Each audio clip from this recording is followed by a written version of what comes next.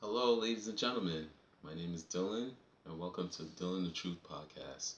If you guys are new to this channel, I'd like for you to subscribe to this and also hit that like button. Deeply appreciate it. Now, today's segment is about my Los Angeles Lakers. Yes, my Los Angeles Lakers have been playing well of late. They did make a trade, I believe it was February 9th. They got some pretty good players. Um, Obviously, the notable trade is that they traded Russell Westbrook for D'Angelo Russell, um, Malik Beasley, and Jared Vanderbilt. And then also they traded Patrick Beverly for Mo Bamba to Orlando, and I believe there was one more trade. Lakers traded Thomas Bryant for Devin Reed. Devin Reed is like a 3 and D kind of guy. He could hit the threes. He could defend a little bit. So it's a pretty good pickup. Um, what I've been saying about the Lakers, or what they've been lacking, is shooting. That's their glaring weakness. And they obviously addressed that with these trades made because D'Angelo Russell is a lethal shooter. He's also a great playmaker. He can pass the ball really well. So it's not like if it was Westbrook that was on the court. I mean, Westbrook could, do a pick and roll type offense, but the problem with him, he lacks shooting. So a lot of the defenders will, sag off of him and dare him to shoot. And, his percentage is really low when it comes to that. And you got Malik Beasley. I believe he's one of the best 3-point shooters in the game in terms of percentage. I think he's shooting somewhere around a little over 40%, which he's a lethal shooter. And then you look at a player like Jared Vanderbilt, a real Swiss Army knife type player. I mean, he could do a little bit of everything. He could, play make a little bit. He, he hustles. He plays great perimeter defense. He could rebound. He could defend the post. I mean, anything that you need from him, you're getting it from that type of player. And that's the player you need to win a championship. Every team that you could think of had players like that. But, yeah, I mean, as far since they made this trade, the Lakers have gone 4-1, which is pretty impressive. Now they have to pretty much win a good eight, I'd say about 90% of their games remaining to make the playoffs. Now I believe they're like 2.5 games out of the sixth spot, which is not far fetched for them to reach. Currently they're sitting, I believe, in 12th in the West. But the way the Western Conference is so tight. Like any teams that's losing games could literally drop from maybe 6 to 7 to maybe even the 13th spot. That's how close it is in the standing. Now, I mean, if you look at the way they've been playing, they got a lot younger. They play terrific defense. The shooting's a little bit better. At times you'll go through a bit of a slump, but for the most part, they really improved. The last game that they played was against the Dallas Mavericks. They came out with a huge victory, 111 to 108. Dallas Mavericks were up by 27 points in the first half, and everyone thought it was a foregone conclusion when they saw that lead. Always look at it like you just one play at a time, just keep chipping at it, chipping at it, chipping at it. And, they made a serious run in the third quarter. And who was responsible for that big comeback in the third quarter? None other than Jared Vanderbilt. Now, look at these numbers that he put up. He had 15 points, 17 rebounds, and 4 steals. He shot, what was it, 6 of 8, about 75%. But it's what he did in the third quarter that really changed the game, and that swing the momentum in favor of the Lakers. Now you look at it in the third quarter, he had like 8 offensive rebounds, 3 steals in the third quarter, and then you look at how he was defending Luka Doncic. He as the primary defender. Luka went 2 for 7.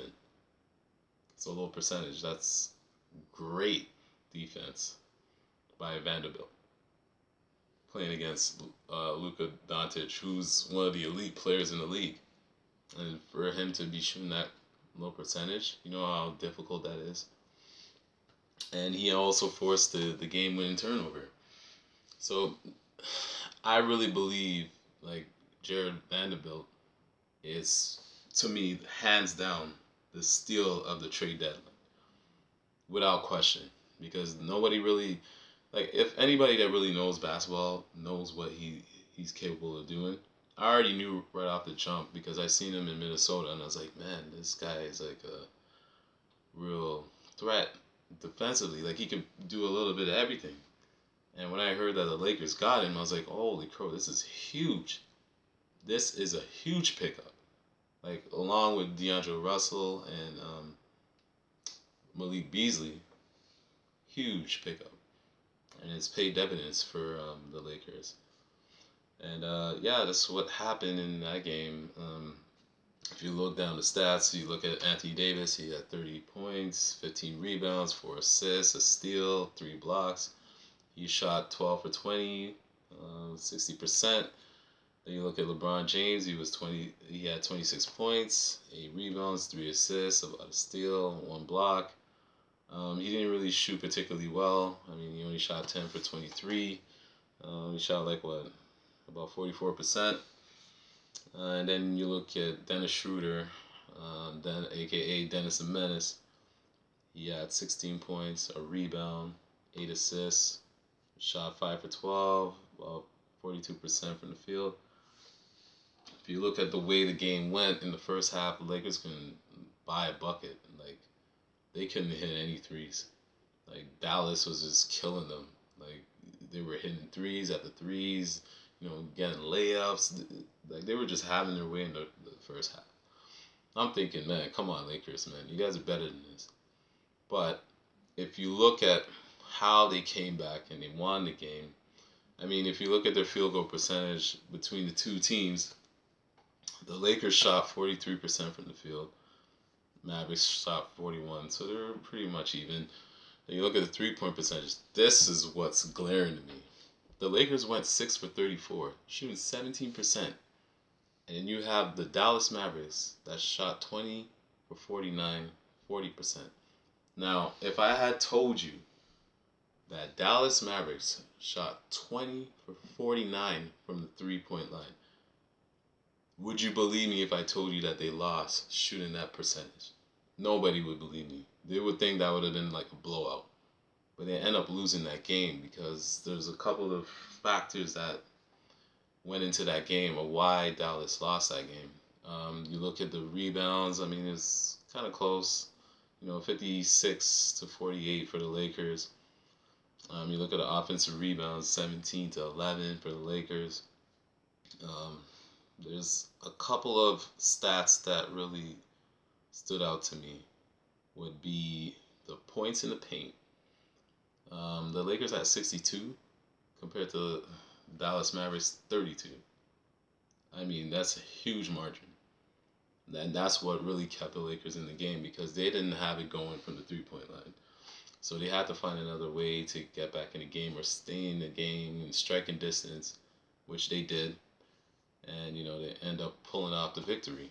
So it's just little plays. And then if you were watching the games, there's intangibles that you would have to catch. You won't see on the stat sheets. And I'm really impressed with this Lakers team. They look like a serious team right now. I mean, if they get into the playoffs, actually, I believe they will get into the playoffs. This team is going to be a dangerous team. and a lot of teams in the West will not want to face them because of the weapons that they have. They're very deep. Um, like I said, they have like maybe a 9 or 10 player rotation as of right now. So, I mean, you never know with the Lakers. They could go pretty deep with this team. They're really lethal. Like, people better not sleep on this team. Now, I just want to touch on the Dallas Mavericks just real quick.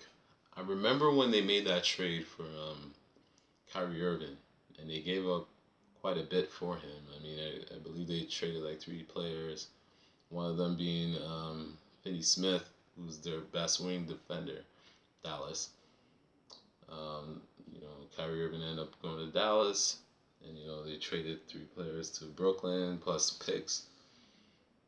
I've always said a lot of people were just like looking at the paper, the names on the paper, and automatically they're thinking they're going to the Western Conference. I said from the jump I don't believe so because for one, they already have a glaring weakness, which is their defense. They don't have a player that's particularly a specialist when it comes to defense, perimeter defense.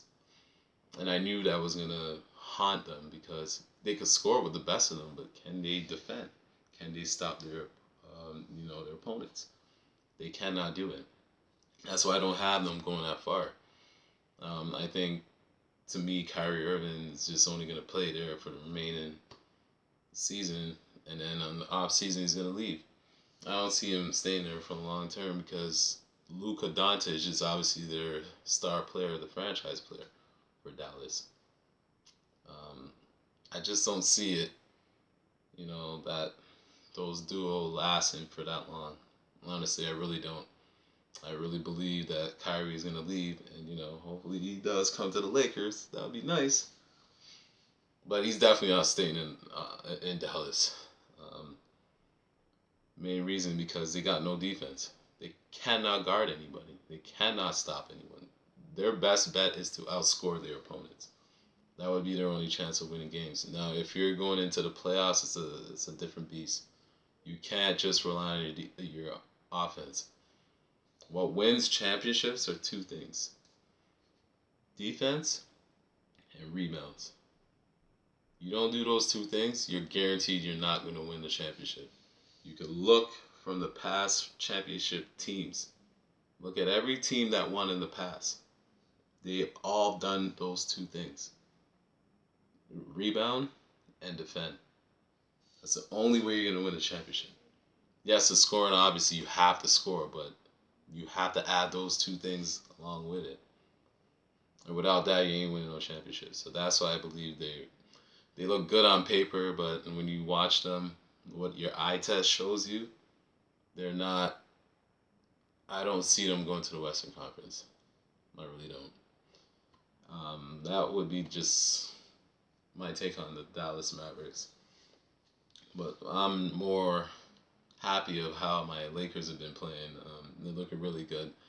I mean, their next matchup is against who is it? Against Memphis Grizzlies. If you remember the last time that they met up, it was a pretty intense game. It was very heated. I mean, it seemed like Grizzlies had the game in the bag, but for some reason they couldn't execute down the stretch. The Lakers made a serious run. Dennis Schroeder had the steal in the end. Ended up getting the game-winning bucket, which led them to the victory. And yeah, I believe they could actually beat the Grizzlies. I believe it's a away game, so they'll be in Memphis. Um, yeah, they could keep this run going. They're on a 3-game winning streak right now. I believe they could keep it going for another couple more games. This team is this team is deadly. Um, but yeah, I'm very impressed with what I see from the Lakers. But yeah, that would be my take on the Lakers. I'd like to thank everybody for tuning into this video. Until next time, peace.